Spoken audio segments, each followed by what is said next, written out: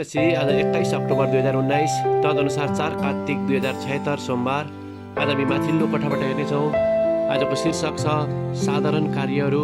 आज हामी परमेश्वरको वचन मत्ती 25 को 31 देखि 40 सम्म पाठ गर्नेछौँ।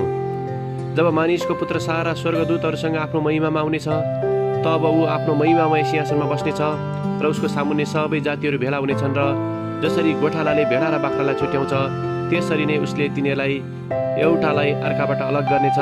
उसले भेडाहरूलाई आफ्नो दाहिनेपट्टि र बाख्राहरूलाई देब्रेपट्टि राख्नेछ। तब राजाले आफ्नो दाहिनेपट्टिकाहरूलाई भन्नेछ, आओ मेरा पिताका धन्यका हो, संसारको उत्पत्तिदेखि तिमीहरूका निम्ति तयार गरिएको राज्यलाई अधिकार गर। किनभने म भोकाएको थिएँ, तिमीहरूले मलाई खान देऊ, म तिर्खाएको थिएँ, तिमीहरूले मलाई पिउन देऊ, म परदेशी थिएँ, तिमीहरूले मलाई आश्रय देऊ, नाङ्गै थिएँ, तिमीहरूले मलाई वस्त्र लगाइदेऊ, बिरामी थिएँ, तिमीहरूले मलाई हेर्न आयो, झ्यालखानामा थिएँ, तिमीहरू म कहाँ आयो। तब धर्मी जनहरूले उनलाई जवाफ दिनेछन्, हे प्रभु, कहिले हामीले तपाईँलाई भकाउनु भएको देख्यौँ र खान दियौँ, अथवा तिर्खाउनु भएको देख्यौँ र पिउन दियौँ? कहिले हामीले तपाईँलाई परदेशी देख्यौँ र तपाईँलाई आश्रय दियौँ, अथवा नाङ्गो देख्यौँ र वस्त्र लगाइदियौँ? र कहिले हामीले तपाईँलाई बिरामी वा झ्यालखानामा देख्यौँ र तपाईँ कहाँ आयौँ? तब राजाले तिनीहरूलाई जवाफ दिएर भन्नेछन्, साँच्चै म तिमीहरूलाई भन्दछु, तिमीहरूले यी मेरा भाइहरूमध्ये सबैभन्दा सानामा एकजनालाई जे जति गर्यो, त्यो तिमीहरूले मलाई नै गर्यो। आमेन।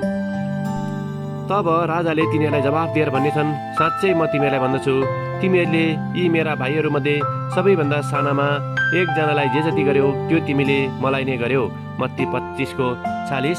लेखक आफ्नो अनुभवलाई यहाँ यसरी वर्णन गर्नुहुन्छ, मैले मेरो मण्डलीमा धेरै प्रकारले सेवा गरेको छु। कतिपय सेवा गर्नको लागि कठिनाइ थियो र विशेष तालिमको खाँचो पर्दथ्यो। केही कामहरू अरूहरूले देख्ने र प्रशंसा पाइने खालका पनि थिए। मेरो पछिल्लो काम साधारण थियो। मैले डाइपरको प्याकेटहरू स्टोरबाट झिकेर 2वटा बास्केटमा राखी भ्यानमा लिएर बच्चाको लागि डाइपर किन्न नसक्ने जवान अभिभावककोमा लिएर जान्थेँ। यस्तो काम गर्दा ममा ठुलो आनन्द आउँदथ्यो, यो जानेर कि एकैछिनलाई भए पनि बच्चाहरूको रोदन र आँसु शान्त हुने थियो, अभिभावकहरूको भार कम हुने थियो र यसबाट परमेश्वर साँच्चै खुसी हुनुहुन्थ्यो।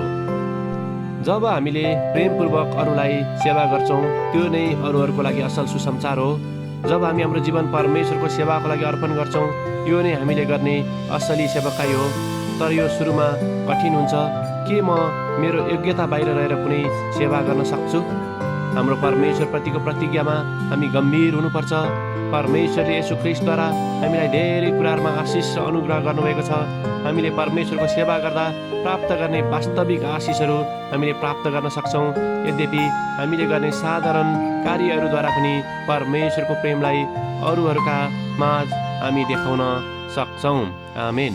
आजको विचार, आज म परमेश्वर र अरूहरूको लागि के गर्न सक्छु? प्रार्थना।